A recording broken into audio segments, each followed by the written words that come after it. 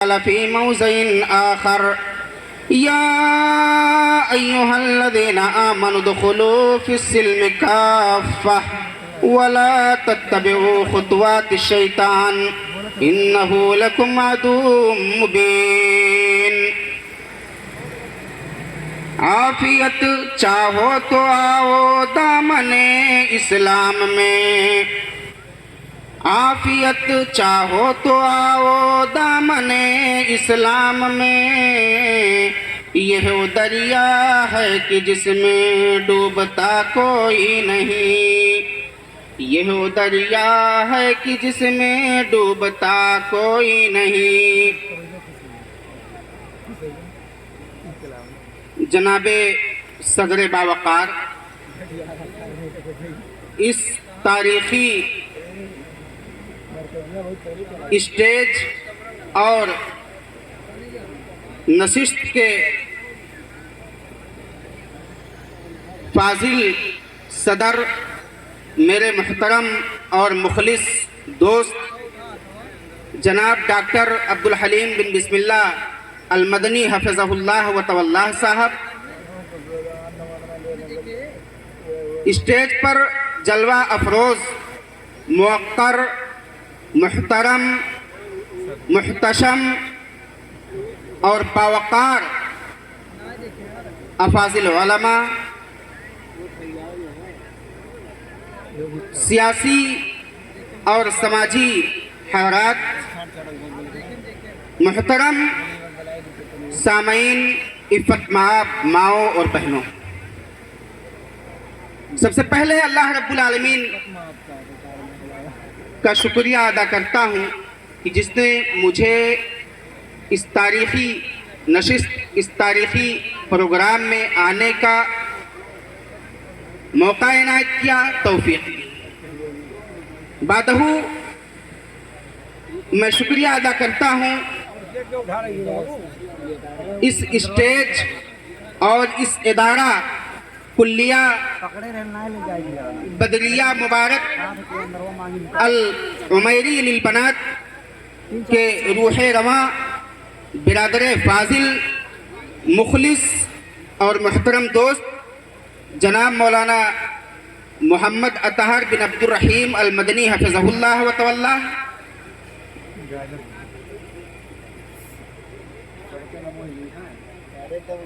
سامعین، میں نے قرآن کریم کی دو مختصر آیتیں آپ کے گوشے گزار کی۔ پہلی آیت کا تعلق تعلیم اور اس کی اہمیت سے۔ تعلیم انسان کے لیے حد درجہ ضروری ہے۔ تعلیم سے انسان کھڑے کھوٹے میں تمیز کر سکتا ہے، تعلیم سے انسان اپنے رب کو پہچان سکتا ہے۔ ہم اور آپ اس دار فانی کے اندر موجود ہیں، کب ہم اس دنیا سے رخصت ہو جائیں، اللہ رب العالمین اپنے پاس بلا لے، موت کے گھاٹ اتار دے، ہمیں اور آپ کو اس کا علم نہیں ہے، کوئی نہیں جانتا۔ تو یہ تعلیم، اس سے ہم بہت ساری چیزیں سیکھ سکتے ہیں، جان سکتے ہیں، اور اپنی اہمیت اور اوقات کو بدرجہ اتم اور احسن اور اچھے انداز میں سمجھ سکتے ہیں۔ اللہ رب العالمین نے قرآن مجید کے اندر ارشاد فرمایا، قُلْ هَلْ يَسْتَوِي الَّذِينَ يَعْلَمُونَ وَالَّذِينَ لَا يَعْلَمُونَ۔ اے نبی کہہ دیجئے، کیا جاننے والے انسان، کیا پڑھے لکھے انسان اور ایسے ہی وہ افراد جو علم نہیں سیکھتے ہیں، جاہل ہیں، گنوار ہیں، اندھر ہیں، علم کے قریب نہیں جاتے ہیں، کیا یہ دونوں کے دونوں برابر ہو سکتے ہیں؟ یہاں اس آیت کریمہ کے اندر ایک پیغام ہے کہ لوگ علم سے محبت کریں، علم والوں سے محبت کریں، علمی چراغ جلانے والوں سے محبت کریں، علمی دیپ کو روشن کرنے والوں سے محبت کریں، علم کی خدمت کرنے والوں سے محبت کریں، علم کے راستے میں اپنے آپ کو پریشان کرنے والے، اپنے آپ کو قربان کرنے والوں سے محبت کریں۔ اس آیت کریمہ کے اندر یہ پیغام ہے۔ اور علم کو حاصل کرنے کے بعد انسان سب کچھ جان سکتا ہے۔ انسان اللہ رب العالمین کے پیغام کو سمجھے گا۔ اللہ رب العالمین نے ہمیں اور آپ کو پیدا کیا ہے، کس مقصد کے لیے پیدا کیا ہے وہ بھی بندہ سمجھ سکتا ہے۔ ایک انسان کو کیسے رہنا ہے معاشرے کے اندر، کیسے چلنا ہے معاشرے کے اندر، کیسے اپنے بڑوں سے گفتگو کرنی ہے، کیسے اپنے چھوٹوں پر شفقت اور مہربانی کرنی ہے، کیسے دوسروں کی نشستوں پر برخاست میں شرکت کرنی ہے، وغیرہ وغیرہ تمام امور ایک انسان تعلیم کو حاصل کرنے کے بعد جان سکتا ہے، سیکھ سکتا ہے اور ایک مثالی انسان بن سکتا ہے۔ نبی پاک صلی اللہ علیہ وسلم کا معاملہ، نبی پاک صلی اللہ علیہ وسلم کو جب نبوت و رسالت دی گئی، اپنوں نے اختلاف کرنا شروع کر دیا۔ خاندان کے لوگ، اپنے سگے چچا، وہ سب کے سب ٹانگ لڑانے لگے۔ یہ محمد پاگل ہو گیا ہے، یہ محمد دیوانہ ہو گیا ہے، یہ محمد کو اللہ جانے کیا ہو گیا ہے، یہ محمد کچھ نہیں سمجھتا ہے، یہ محمد ہمارے معبودوں کو چھوڑ کر کے غیروں کی معبود کو پوجنے لگا ہے۔ ایک ایسے معبود کی بات کرتا ہے جس کو ہمارے آبا و اجداد نے کبھی تسلیم ہی نہیں کیا، ہمارے آبا و اجداد کے اذہان و قلوب میں کبھی وہ معبود آیا ہی نہیں۔ یہ محبت ایسے کی بات کرتا ہے۔ بڑی مخالفتیں کی۔ نبی پاک صلی اللہ علیہ وسلم کا معاملہ کیا ہوا؟ اپنے لوگوں کے مابین اسلام کی دعوت کو دھیرے دھیرے عام کیا۔ چند احباب مل گئے، چند دوست مل گئے، نبی پاک صلی اللہ علیہ وسلم نے اسی کو غنیمت سمجھا اور دار ارقم کے گھر میں ایک مجلس جمع کر کے لوگوں کو وہاں پر دین کی باتیں سکھانا شروع کر دیے۔ یہ مدارس کا قیام ہو رہا ہے، مدرسے قائم ہو رہے ہیں، کہیں پر بنین کے نام سے، کہیں بنات کے نام سے، کہیں ایتام کے نام سے، کہیں عصری اسکولوں کے نام سے، وغیرہ وغیرہ۔ یہ مدارس کا قیام یہ انبیائی مشن ہے، یہ ہمارے پیارے نبی محمد عربی صلی اللہ علیہ وسلم کا طریقہ اور وتیرہ اور آپ کے مشن میں شامل اور داخل ہے۔ نبی پاک صلی اللہ علیہ وسلم نے جناب ارقم رضی اللہ تعالیٰ عنہ کے گھر میں چند صحابہ کرام رضی اللہ تعالیٰ عنہم کو جمع کرتے ہیں اور وہاں پر بیٹھ کے دین کی باتیں کرتے ہیں، اسلام کی باتیں کرتے ہیں، ایمان کی باتیں کرتے ہیں، اللہ کی باتیں کرتے ہیں، رسول کی باتیں کرتے ہیں، قرآن کی باتیں کرتے ہیں، فرشتے کے ذریعے سے اللہ رب العالمین جو اپنا پیغام نبی پاک صلی اللہ علیہ وسلم پر وحی کرتا ہے، نبی پاک صلی اللہ علیہ وسلم وہ تمام باتیں اپنے اصحاب کو سکھاتے ہیں۔ گویا ان مدرسوں کا قیام نبی پاک صلی اللہ علیہ وسلم کے اس قیام سے مل رہا ہے، نبی پاک صلی اللہ علیہ وسلم کے اس عمل سے مل رہا ہے۔ اس کی نسبت یہ معمولی نسبت نہیں ہے، اس کا تعلق، اس کا رابطہ یہ معمولی رابطہ نہیں ہے۔ پیارے نبی کے عمل سے یہ عمل مل رہی ہے، یہ عمل میل کھا رہی ہے، گویا کہ یہ عمل سنت۔ اور سنت کا معاملہ یہ ہے کہ جو افراد نبی پاک صلی اللہ علیہ وسلم کی سنتوں کا احیاء کرتے ہیں، نبی پاک صلی اللہ علیہ وسلم کی سنتوں کو زندہ کرتے ہیں، اللہ رب العالمین کے پیغام کو عام کرتے ہیں، اللہ تعالیٰ ایسے لوگوں کو ثواب سے دوچار کرتا ہے، خوب ثواب سے نوازتا ہے۔ نبی پاک صلی اللہ علیہ وسلم نے دار ارقم میں صحابہ کرام رضی اللہ تعالیٰ عنہم اجمعین کو دین کی باتیں سکھلائیں۔ پھر اس کے بعد پھر دھیرے دھیرے اسلام کچھ اور لوگوں تک پھیلتا ہے، لیکن معاملہ یہ ہوتا ہے کہ لوگوں میں آپسی اختلاف ہوتا ہے۔ نبی پاک صلی اللہ علیہ وسلم کو مکہ چھوڑنے پر مجبور کر دیا جاتا ہے۔ نبی پاک صلی اللہ علیہ وسلم خانہ کعبہ کی جانب رخ اٹھا کر کے دیکھتے ہیں، چہرہ اٹھا کر کے دیکھتے ہیں اور انتہائی تعجب سے، انتہائی حیرت سے، انتہائی پریشانی کے عالم میں ڈوب کر کے روتے ہیں اور کہتے ہیں کہ کعبہ تیرے باشندوں نے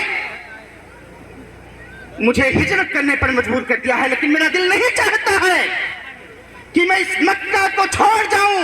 میں اس کعبہ کو چھوڑ جاؤں، میں یہاں کے محترم باشندوں کو جو ہمارا ساتھ دے رہے ہیں میں ان سے لیکن اے کعبہ تیرے چاہنے والے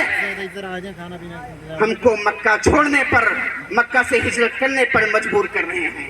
وہاں سے نبی پاک صلی اللہ علیہ وسلم نکلتے ہیں، چپکے چپکے مکہ سے مدینہ پہنچتے ہیں، مدینہ پہنچ کر کے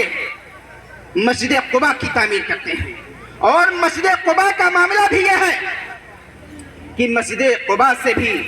دین کا پیغام عام ہوتا ہے، اسلام کا پیغام عام ہوتا ہے۔ وہاں کے باشندگان نبی پاک صلی اللہ علیہ وسلم کا ڈٹ کر کے انتہائی والہانہ استقبال کرتے ہیں، اور پھر نبی پاک صلی اللہ علیہ وسلم وہاں سے ہجرت کر کے جب مسجد نبوی کے مقام پر پہنچتے ہیں، وہاں بھی مسجد نبوی تعمیر کرتے ہیں۔ مسجد نبوی جب تعمیر ہوتی ہے، پھر صحابہ کرام رضی اللہ تعالیٰ عنہم اجمعین کو جمع کرتے ہیں، اور اصحاب صفہ کے نام سے جو چبوترا اس وقت موجود تھا، نبی پاک صلی اللہ علیہ وسلم وہاں پر اپنے اصحاب کو جمع کر کے دین کی باتیں سکھلاتے ہیں، اسلام کی باتیں سکھلاتے ہیں، اور وہاں سے بھی اسلام کا پیغام، دین کے احکام، دین کے مسائل کو نبی پاک صلی اللہ علیہ وسلم عام کرتے ہیں۔ گویا نبی پاک صلی اللہ علیہ وسلم کی زندگی کا مقصد تھا کہ اسلام عام ہو جائے، اسلام کا پیغام عام ہو جائے، لوگ اسلام کو سمجھنے والے بن جائیں، لوگ ایک اللہ کو پوجنے والے بن جائیں، لوگ ایک اللہ کی عبادت کرنے والے بن جائیں، لوگ ایک اللہ کو جاننے والے بن جائیں، لوگوں کو یہ یقین ہو جائے کہ وہ اللہ ہمارا خالق ہے، وہ اللہ ہمارا مالک ہے، وہ اللہ ہمارا رازق ہے، اسی نے ہم کو پیدا کیا ہے، اور وہ اللہ ایک معمولی مدت کے بعد جب چاہے گا تو ہمیں اس دنیا سے ختم کر سکتا ہے۔ نبی پاک صلی اللہ علیہ وسلم نے دین کے پیغام کو خوب عام کیا۔ آپ صلی اللہ علیہ وسلم پر اللہ رب العالمین نے جبریل علیہ السلام کے واسطے سے قرآن کو اتارا۔ نبی پاک صلی اللہ علیہ وسلم اپنے صحابہ کرام رضی اللہ تعالیٰ عنہم اجمعین کے سامنے قرآن پڑھتے تھے، قرآن کے اسرار و رموز کو بھی بیان کرتے تھے، ساری باتیں نبی پاک صلی اللہ علیہ وسلم اپنے اصحاب کو سکھلاتے تھے۔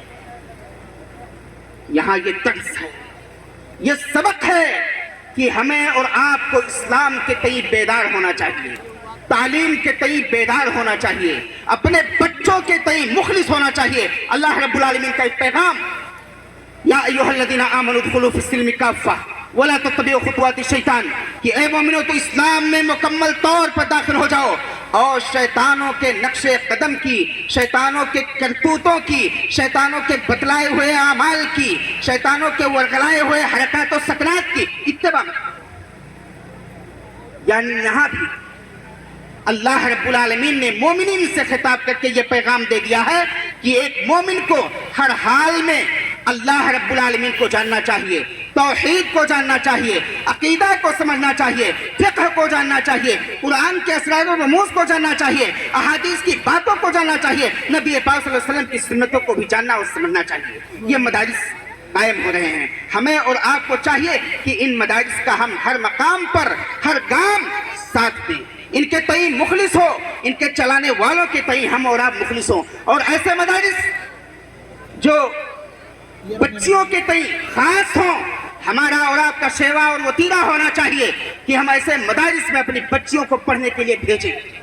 کیونکہ آج معاشرے کا حال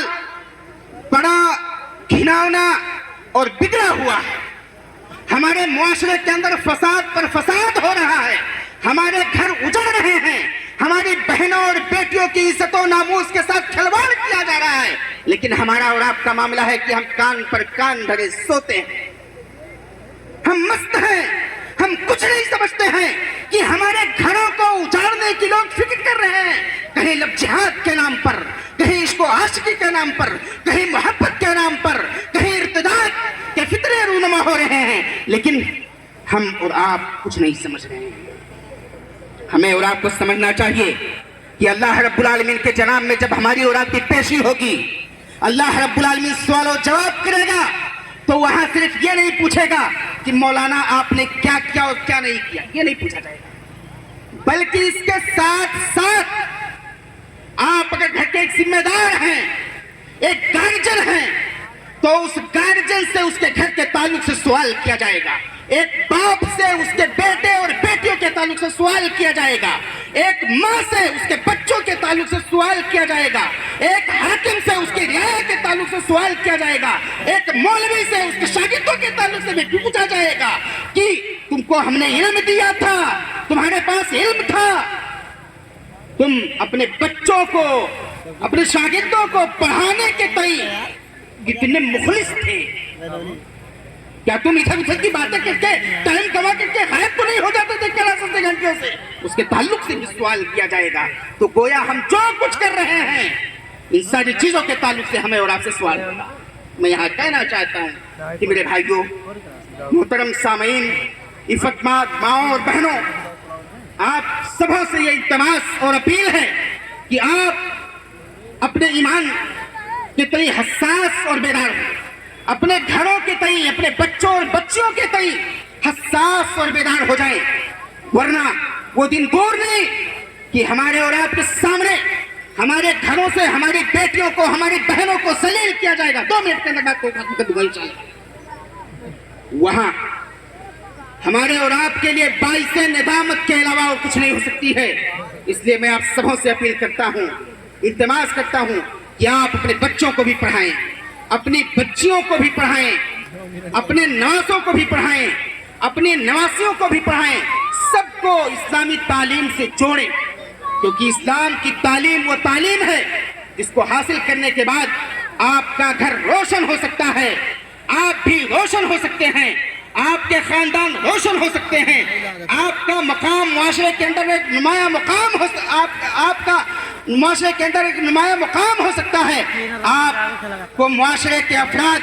अच्छी नजरों से देख सकते हैं, हर जगह आपकी, हर मकाम पर आपकी बेहतरीन और अच्छे अंदाज में पसीराई होगी। इन्हीं तमाम बातों के बाद मैं अपनी बात को खत्म करता हूँ बारी ताला से इस दुआ के साथ कि अल्लाह रब्बुल आलमीन हमें मदारिस की हिफाजत करने की तौफीक दे, मदारिस का साथ देने और मदारिस के चलाने वालों का साथ देने की तौफीक दे। बारी ताला हमें तौफीक दे कि हम अपने ईमान की हिफाजत करें, अपने अकायद की हिफाजत करें और अपने बच्चों और बच्चियों को इस्लामी तालीम से जोड़ने की फिक्र करें। आमीन व आखिर दवाना अल्हम्दुलिल्लाहि रब्बिल आलमीन। अस्सलामु अलैकुम व रहमतुल्लाहि व बरकातहू।